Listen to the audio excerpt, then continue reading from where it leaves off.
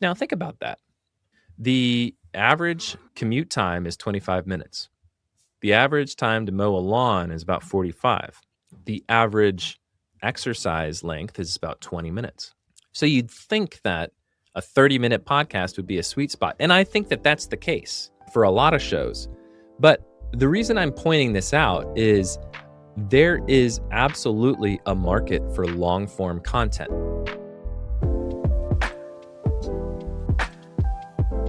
Hello, business podcasters, and welcome to another episode of Podcasting and Professional Services. First of all, I just want to apologize real quick for the extraordinarily long gap between episodes. Red Cedar Marketing has grown significantly and it's commanded all of my attention, serving my clients, but then also putting together the 2026 State of Podcasting in Professional Services research study.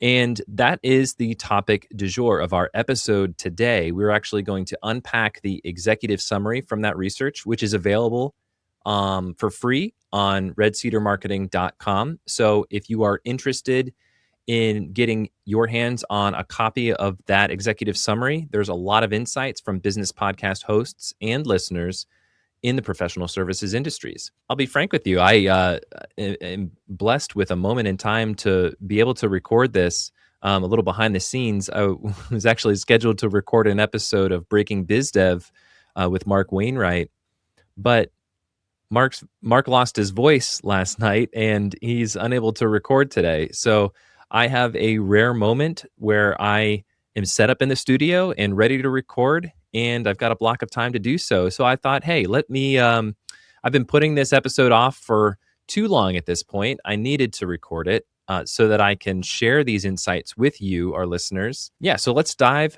right into the report. The reason why I wanted to do this research study was when I launched Red Cedar Marketing. And this was in 2022, and quickly found out that I needed to niche down and specialize. I knew this from all the research that I did at my past stops.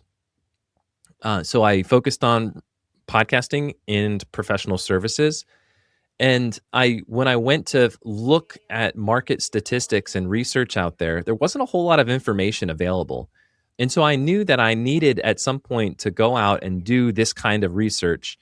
And it took me a few years to get to the point where it made sense. Seasons 1 and 2 of this podcast that you're listening to was really the start of that, going out and interviewing business podcast hosts, first friendly contacts within my network, but then branching out beyond that and interviewing people and hosts of business podcasts that I had heard of and researched and looked up.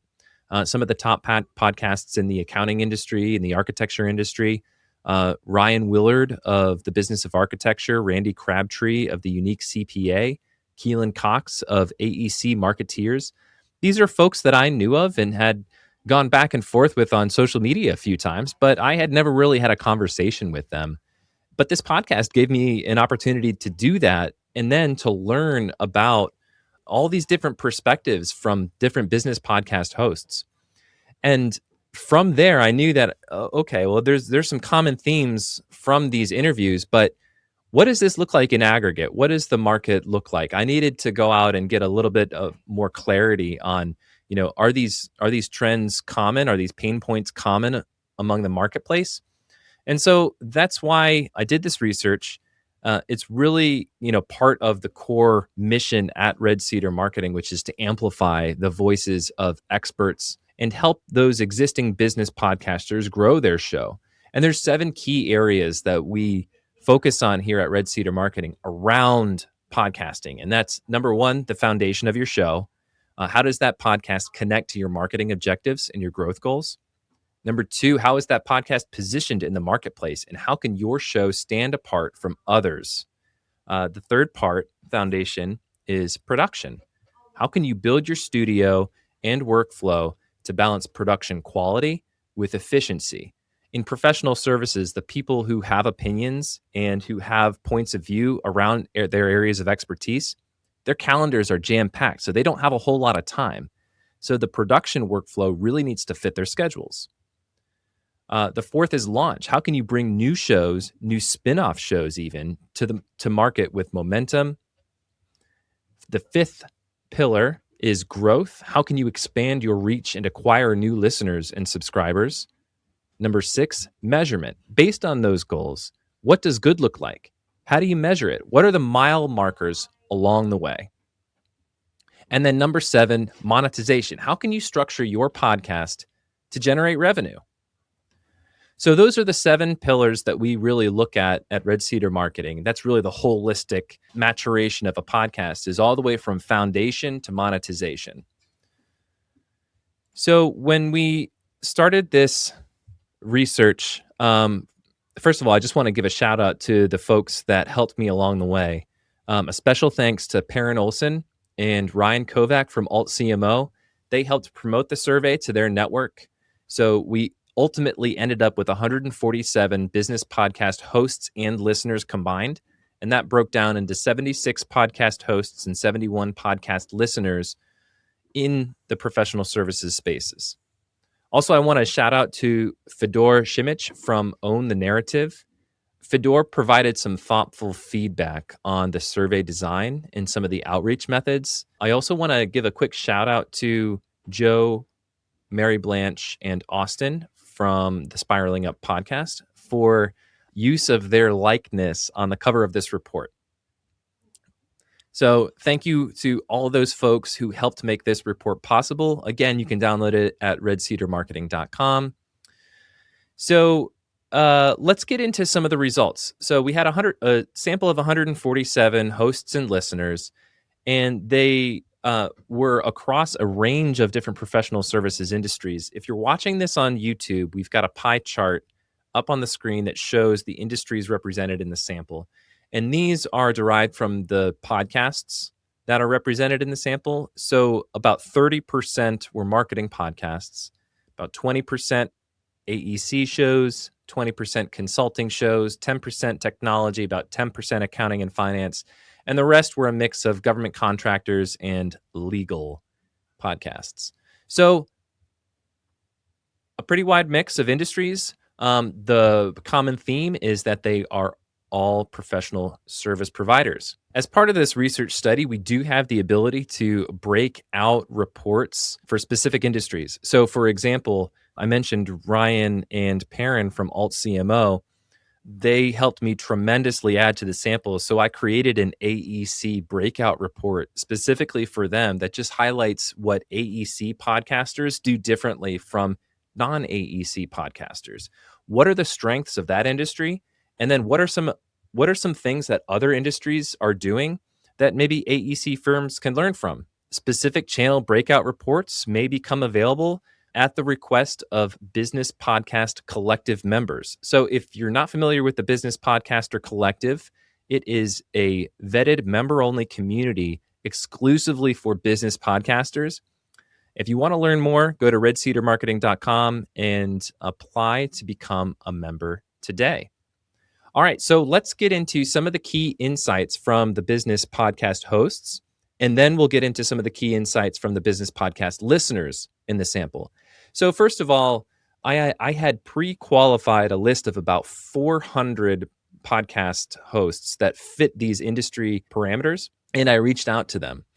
As part of the vetting process, hosts who participated in this research provided a link to their podcast, and some of them gave branded URLs, some of them gave Apple podcast URLs, Spotify, but the point was to, number one, verify that their show existed, but number two, I wanted to see what kind of URL folks would send our way.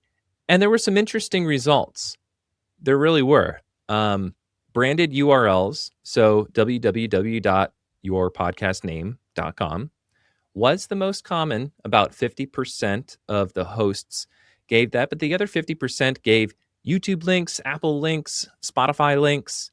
And the reason why I'm bringing this up is because if someone asks, hey, can you send me a link to your podcast? What are you going to send them? Are you going to send them a link to Apple? Are you sure that that's their preferred channel to listen to podcasts? What if they're more of a YouTube person? What if they're more of a Spotify person?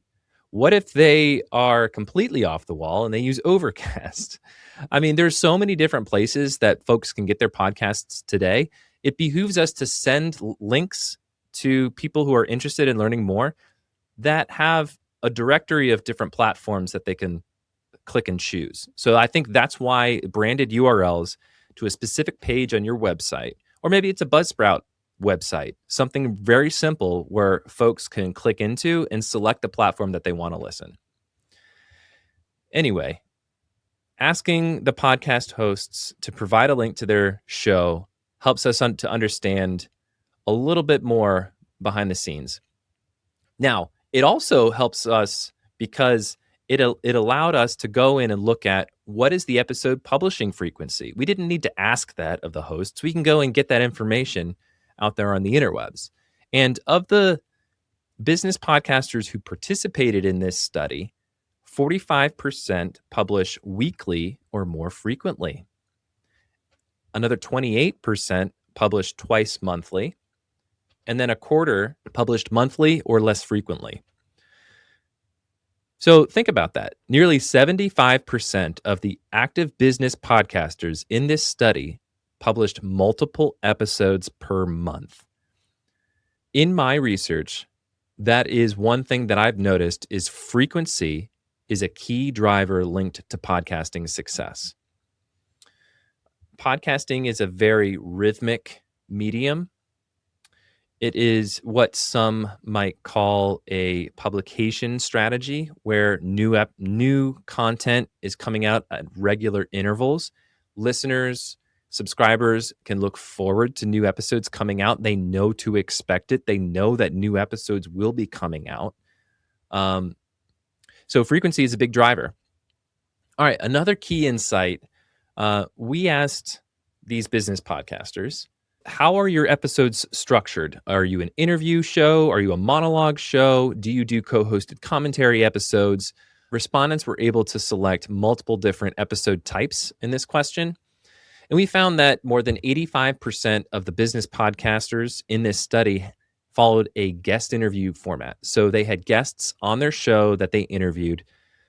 About almost 41% said that they did monologue episodes. So much like this one, where it's one host talking to a studio audience.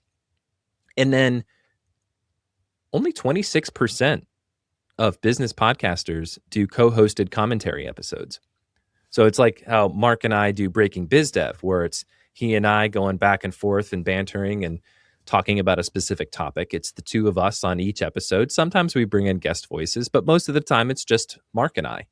That's a co-hosted commentary type of episode, and it's less common, but because guest interviews are used by so many podcasters, it presents an opportunity to differentiate your show against some of the others in your niche. We asked business podcast hosts to identify what they believe are the biggest benefits of hosting a podcast. And not to be surprised, increased online visibility was the top response. 82% of business podcast hosts said that this was one of the biggest benefits of podcasting was that their online presence increased. What I find very interesting is that 63%, nearly 2/3 of these business podcast hosts said that their show is directly attributable to new sales opportunities in their pipeline. So if you're getting into podcasting and you want to know, hey, what's the ROI on podcasting? Well, leads that can turn into clients. That is the fastest path to ROI positive marketing investment in your podcast, is structuring the show in a way where it generates leads. Now, that can look like interviewing guests that represent your ideal client profile. That could be interviewing referral sources. It could be interviewing past clients, teeing that up for either a testimonial, a client success story, or even perhaps a referral down the line. So those are just a couple examples of how a podcast can be positioned for lead generation. Now, a lot of prospects that I talk to, a lot of folks that I talk to out there who want to start a podcast, there's this misconception that, oh, I launch a podcast, I run it for a few months, and then I get a sponsor to offset the costs. Well, attracting a sponsor, especially in a niche pocket of the market, can be a bit challenging. Now, the tighter your podcast focus, the more focused on you are on a niche, the more valuable a sponsorship is to a specific type of company, a company that serves that same niche, maybe from a tangential service offering, or maybe it's a tech provider who serves your niche as well, your target market. However, those sponsors still need to see that the media has value, that you do have a captured audience. So it's kind of a balancing act there, where if you want to pursue sponsor revenue, you'll need to grow your show to a point where you get regular engagement from your target audience, and you can point to specific metrics that show that there is, in fact, media value. And that's something that we help our clients with at Red Cedar Marketing. We've helped our clients develop sponsorship packages that they've used to pitch potential sponsors. So if you're interested in that, let me know. But only 22% of the business podcast hosts in the sample said that they benefit from sponsor revenue. So if you're getting into podcasting and want to make it an ROI positive investment, you are 3 times more likely to generate qualified business leads than sponsorship revenue. So structure your podcast accordingly, people. So, all right, so we talked about the benefits of business podcasting. Let's talk about some of the challenges. Let's talk about some of the pain points. And interestingly, of these business podcast hosts, not having enough time was not one of the top challenges. Sure, there was a few folks who said that time constraints was a big challenge, but growing their existing audience was the number one challenge. So growing your audience outside of your network. 48%, almost 50% said that as the top challenge. The next biggest challenge facing business podcasters today is measuring ROI, or measuring business impact. So how does the podcast positively impact the business? And this is something that I spend a lot of time up front when launching new podcasts for my clients. There's a lot of intention that goes into, what is the goal of this podcast?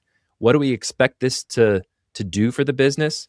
And then what are the mile markers along the way that we need to hit before that happens, right? So you want to generate leads.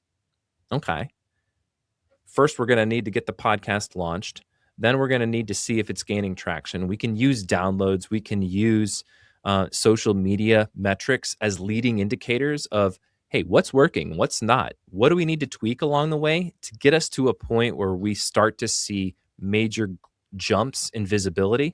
And once we have visibility with the right target audience, what is the impact there? Are the guests converting into leads? Are we getting engagement from our ideal client profiles? So measuring business impact has a lot to do with positioning. It also has a lot to do with being able to interpret the data. There's a lot of data out there. There's a lot of data available to business podcasters. And it can be a little overwhelming, and it can be hard to understand what's good, what's working, what are the key metrics we should be focusing on, and what metrics don't really make sense right now. So measuring ROI, measuring business impact, that was the second biggest challenge for business podcasters in this study. The third biggest challenge was monetization, offsetting costs. So yeah, podcasting can be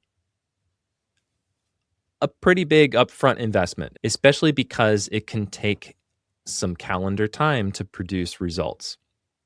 If you're only publishing 1 or 2 episodes a month, then it can take a little bit longer to establish traction, generate leads, than if you were publishing every single week. Now, I have a client who runs a weekly podcast, the Ground Transportation Podcast, and it's a co-hosted between Ken and James. They both are two separate business owners who serve the same target audience.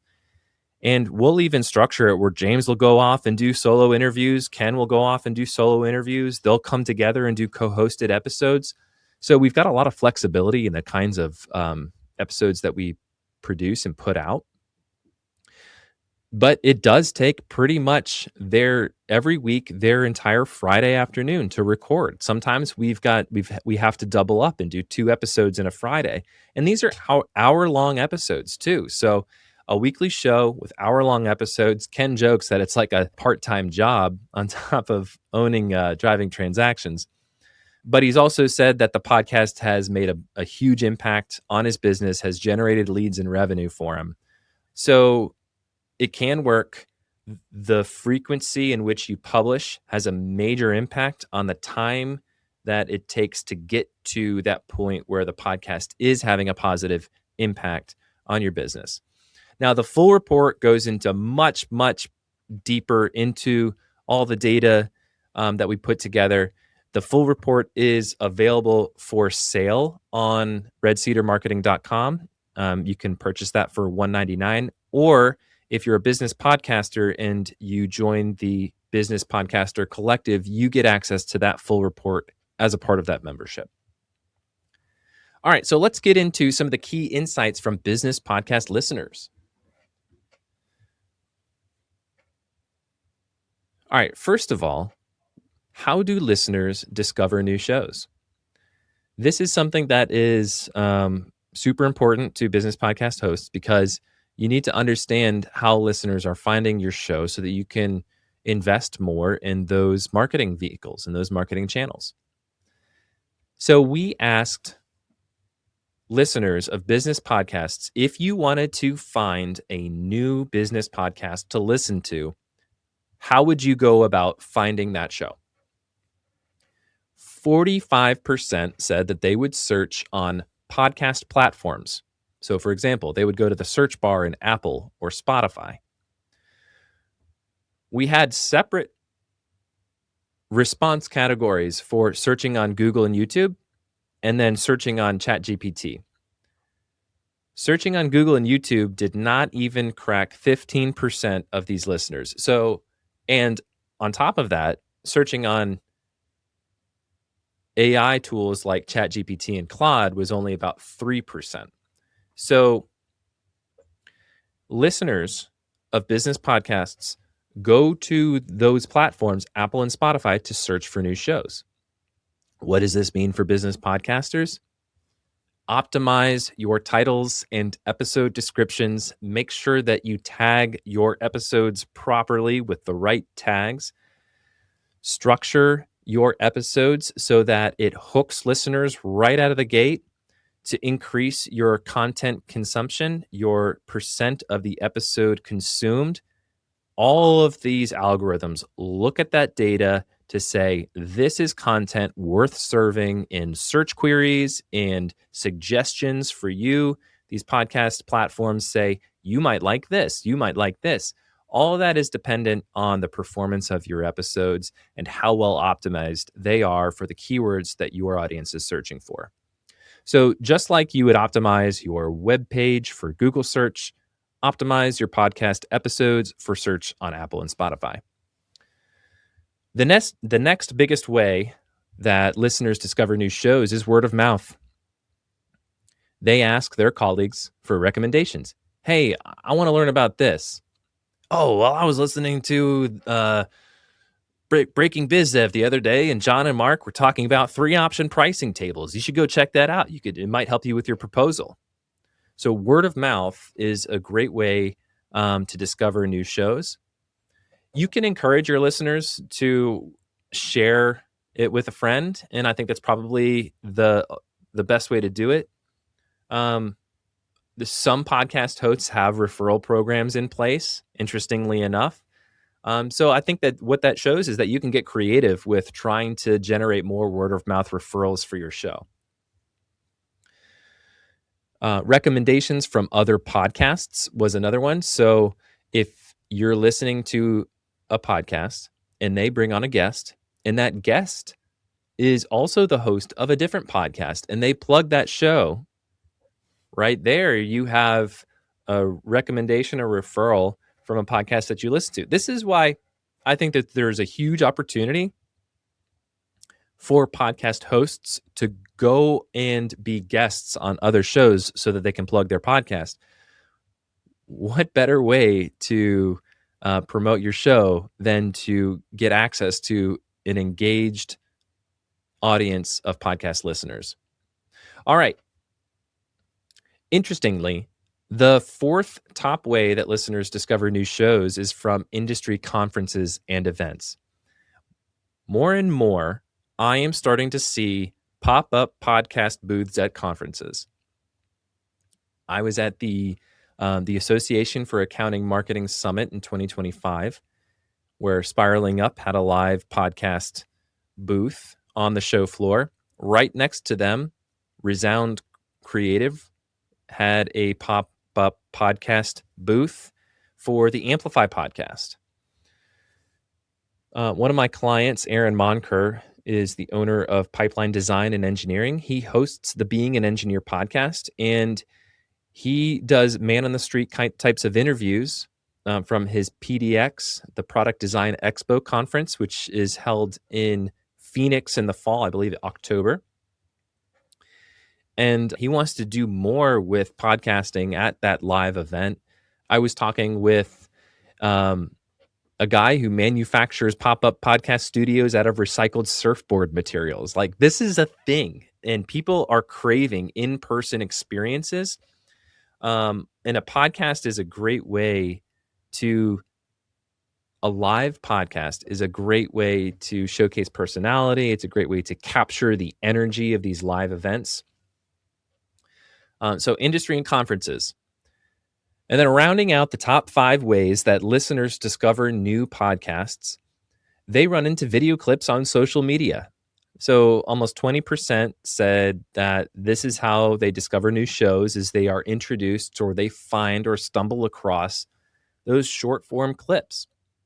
And as someone who produces the short form clips and who sees all the analytics, I can tell you that the tools that say we can pull hundreds of clips for you, that's true. They can. And what the product is perfectly reasonable if you just wanted to share bites from your podcast. But the role of video shorts on social media isn't just to share your point of view. It's to capture attention. And what I found is the talking head videos pulled straight from Opus Clip or Riverside, they don't really move the needle a whole lot.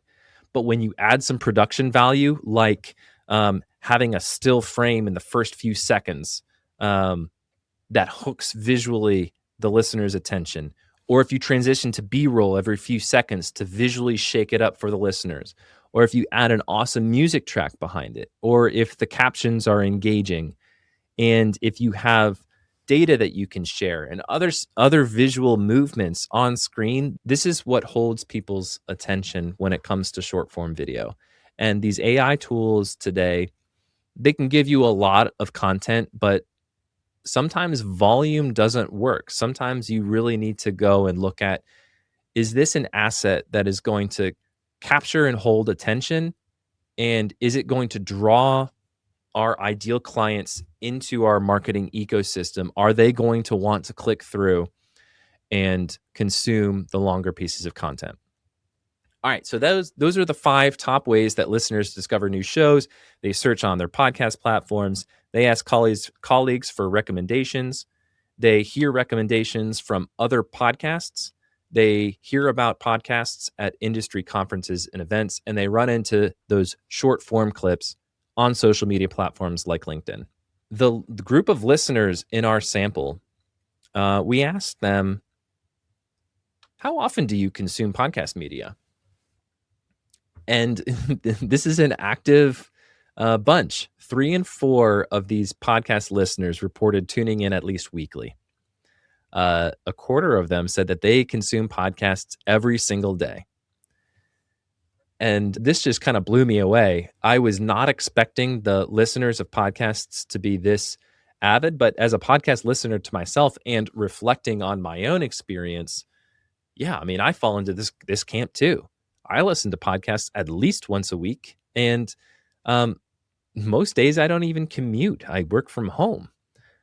So I'm listening in the car sometimes, but I'm also listening, just tuning in on my phone and putting it in my pocket or putting it down on my desk as I work.